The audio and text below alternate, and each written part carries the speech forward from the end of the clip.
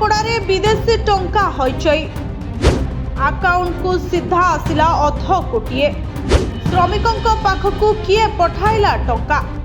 हक्र अर्थ ना लुचिछि आउ किछि सत राज्य रे काम करुछि कि विदेशी टंका हड़प रैकेट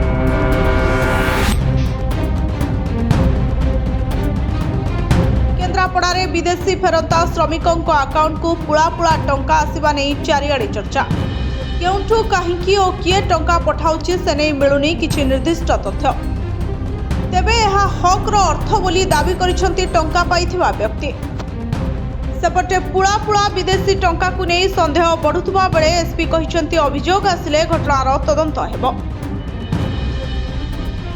आली ब्लॉक एकमाणिया गाँव विदेश फेरंता श्रमिक अनंत करणक अकाउंट को आसी 53,000 अमेरिकीय डॉलर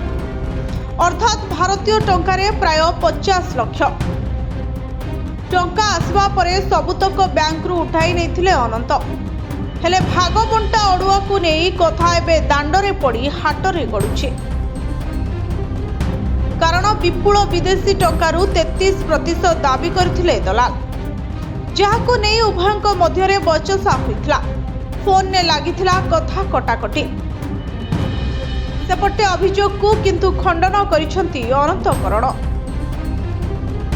कहिसंती जड़े श्रमिक भावे से एजेंट को जरिया रे दीर्घ 14 वर्ष धरी विभिन्न देश रे काम करुथिले अमेरिकार एक कंपनी अधीन रे अफगानिस्तान ने दीर्घ वर्ष धरी यूएस आर्म बेस रे काम करुथिले चाकरी समय रे इंश्योरेंस सहित अन्य सहायता बाबद को कर्मचारी अनेक टंका काट होइथाय परवर्ती समय रे नियम अनुसार आवेदन करबा परे टंका फेरस्त मिलिछे